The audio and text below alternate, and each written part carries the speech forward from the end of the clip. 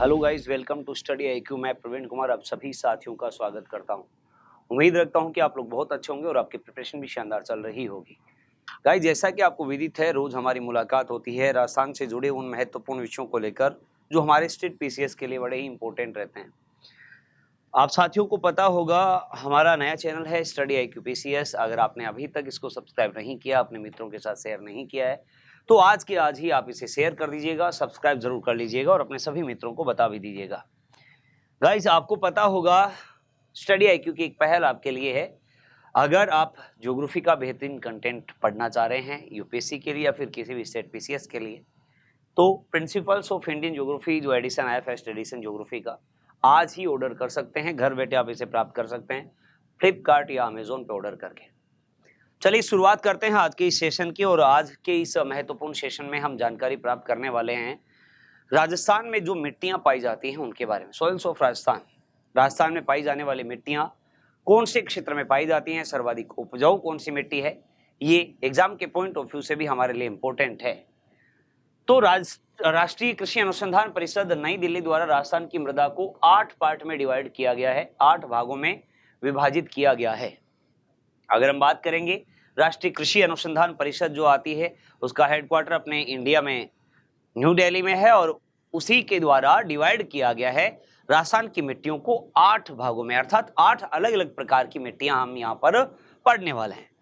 जैसे सबसे पहले जानकारी प्राप्त करते हैं, एक मृदा आती है एलुवियल सॉइल अर्थात जलोढ़ मिट्टी, और इसी जलोढ़ मिट्टी को दोमट, कांप या कछारी मिट्टी भी कहा जाता है। आपको पता होगा, नदियां अपने साथ में जो मिट्टी बहाकर लाती हैं वही एलुवियल सॉइल कहलाती है, वही जलोढ़ मिट्टी कहलाती है।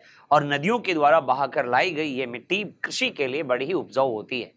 जी हाँ, तो नदियों के द्वारा लाई गई मृदा से ही इस जलोढ़ मिट्टी का निर्माण होता है। इसकी विशेषताएं जो हैं, क्योंकि मैंने कहा नदियों के द्वारा बहाकर लाई जाती है, इसीलिए सर्वाधिक मोस्ट फर्टाइल होती है, सर्वाधिक उपजाऊ होती है। इसमें कैल्शियम और फॉस्फोरस की अधिकता होती है और ह्यूमस और नाइट्रोजन की इसमें कमी होती है। तो जलोढ़ मिट्टी या एलुवियल सॉइल सबसे अधिक उपजाऊ मिट्टी, और यह राजस्थान में भी हमारे पाई जाती है। इसको भी हम 4 पार्ट में डिवाइड कर सकते हैं, जैसे भाबर, कंकड़ पत्थर वाली जलोढ़ मृदा को भाबर कहा जाता है। तराई, जो दलदली जलोढ़ मृदा होती है उसको तराई कहते हैं। खादर और बांगर, ये दोनों इंपॉर्टेंट है, खादर और बांगर। जो नवीन जलोढ़ मृदा है, चंबल बेसिन में पाई जाने वाली सर्वाधिक उपजाऊ मिट्टी होती है, जबकि जो जिसके ऊपर एक बार खेती की जा चुकी है वह आपके बांगर अर्थात प्राचीन जलोढ़ मृदा कहलाती है। लूनी बेसिन में भी यह आपके पाई जाती है। तो जो खादर है वह तो हमने कहा चंबल बेसिन में पाई जाती है, जबकि बांगर जो है वह लूनी बेसिन में। सर्वाधिक उपजाऊ मैंने आपको ये बताया कि खादर ही होती है, क्योंकि नदियों के द्वारा बहाकर लाई गई नवीन मिट्टी ये होती है। चलिए आगे बढ़ते हैं और एक अन्य मिट्टी के बारे में चर्चा करते हैं, काली मिट्टी। आपने पढ़ा होगा कि काली मिट्टी जो होती है वो कपास की खेती के लिए सर्वाधिक उपयुक्त होती है।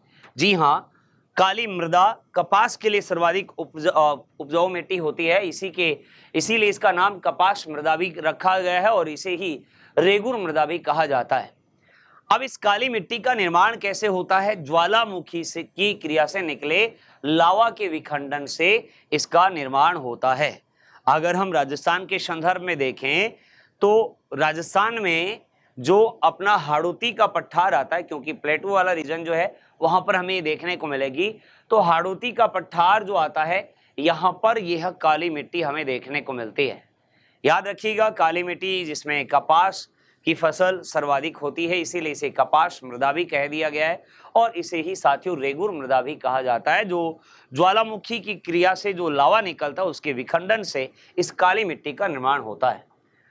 आगे बढ़ते हैं, इसकी विशेषताओं के बारे में जानकारी प्राप्त करते हैं। ये कपास के लिए उपयोगी है, सर्वाधिक जल धारण क्षमता इसमें पाई जाती है, अर्थात हाईएस्ट वाटर होल्डिंग कैपेसिटी।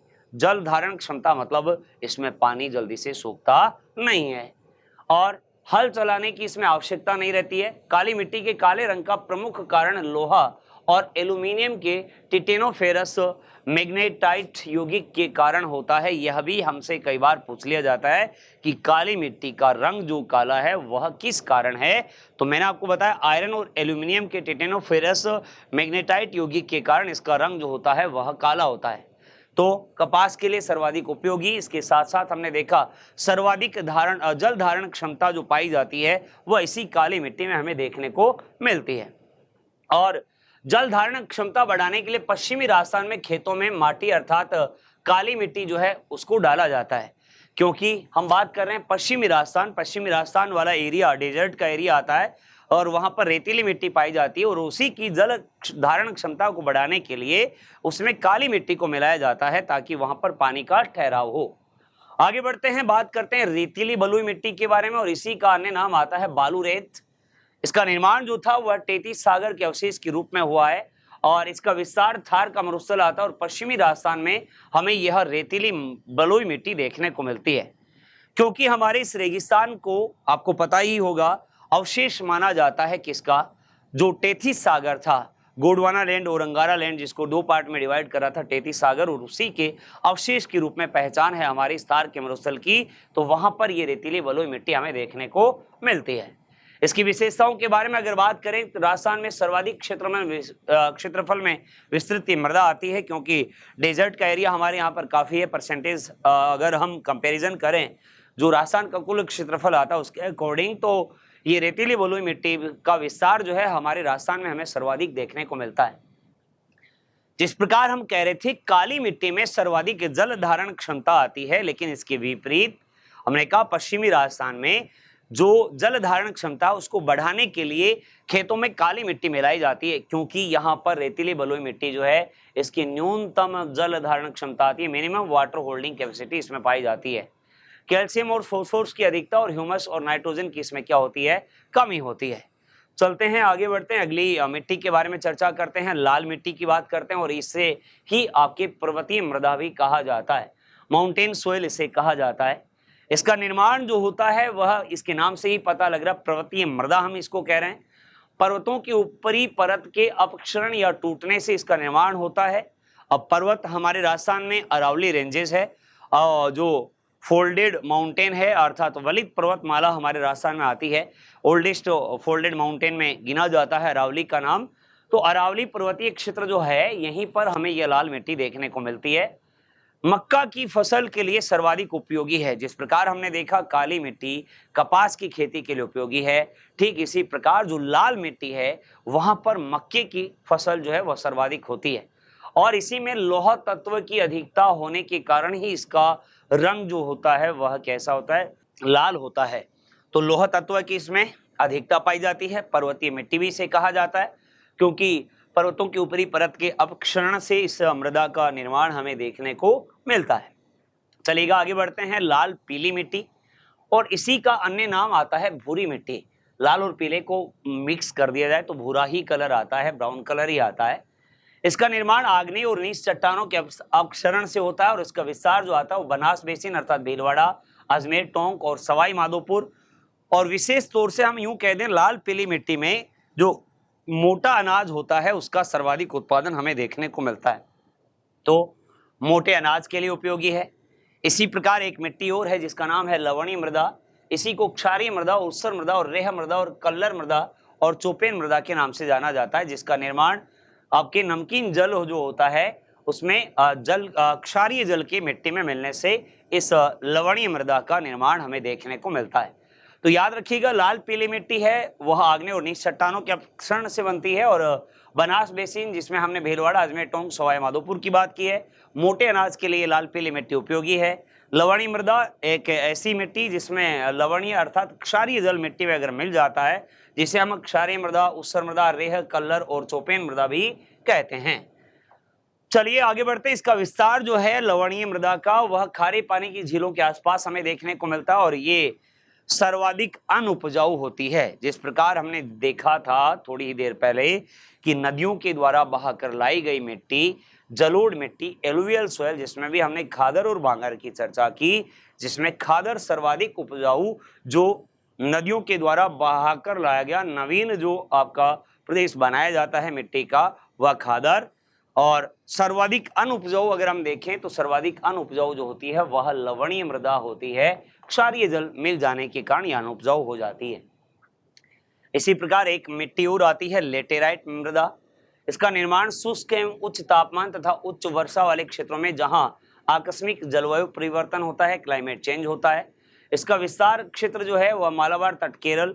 विशेषता इसकी काजू और नारियल जो हैं ये अपने को इसमें देखने को मिलते हैं लेटराइट में। आपको पता ही होगा केरला वाला जो क्षेत्र आता है, क्योंकि मैंने इंडिया के संदर्भ में एग्जाम्पल यहाँ पर दिया है। इसका विस्तार क्षेत्र मूल रूप से मालाबार तट जो है केरला में, वहां पर अपने को देखने को मिलता है लेटेराइट मृदा का। चलिएगा आगे बढ़ते हैं, बात को आगे बढ़ाते हैं। पीट मृदा, अन्य नाम इसका जैविक मृदा भी आता है। इसका निर्माण दलदली मृदा में जैविक तत्वों के मिलने से होता है।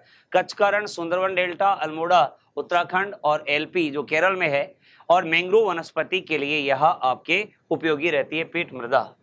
तो वैज्ञानिक वर्गीकरण अगर हम देखें तो ये तो हमने अभी तक जाना है, जो राजस्थान में कुल 8 प्रकार की मिट्टियां अपने बताई गई हैं उनके संदर्भ में हमने जाना, जिनमें सर्वाधिक उपयोगी जलोढ़ और सर्वाधिक अनुपजाऊ जो होती है वह आपके लवणीय मृदा होती है। जलोढ़ मिट्टी के बारे में हमने चर्चा की। चंबल और लूनी के बेसिन जो हैं वहां पर हमें यह मिट्टी देखने को मिलती है। और लवणीय मृदा जो आपके लवणीय झीलें आती हैं, खारे पानी की झीलें आती हैं, उनके आसपास लवणीय जल के इस मृदा में मिल जाने से इसका निर्माण होता है। एल्फीसोल जलोढ़ मृदा को कहा गया है। वर्टिसोल काली मृदा है। एनसेप्टिसोल लाल मृदा, एंटीसोल रेतीली बलुई, एरिडीसोल आपके आती है शुष्क मृदा। तो ये वैज्ञानिक वर्गीकरण हमने यहाँ पर देखने का प्रयास किया, जो अपने यहाँ पर मिट्टी पाई जाती है उनके बारे में। तो आज के इस महत्वपूर्ण सेशन के माध्यम से हमने जानकारी प्राप्त की है राजस्थान में कुल कितने प्रकार की मिट्टियां हैं, सर्वाधिक उपजाऊ कौन सी है, सर्वाधिक अनुपजाऊ कौन सी है, और इनका विस्तार राजस्थान में हमें कहां कहां पर देखने को मिलता है। उम्मीद रखता हूं कि आपको यह मिट्टी वाला पोर्शन बेहतरीन तरीके से समझ में आ गया होगा। बाकी की चर्चा, बाकी की बात हम अपने अगले सेशन में करेंगे। लाइक जरूर कर दीजिएगा, शेयर कर दीजिएगा और चैनल को सब्सक्राइब करना बिल्कुल मत भूलिएगा। Thank you so much.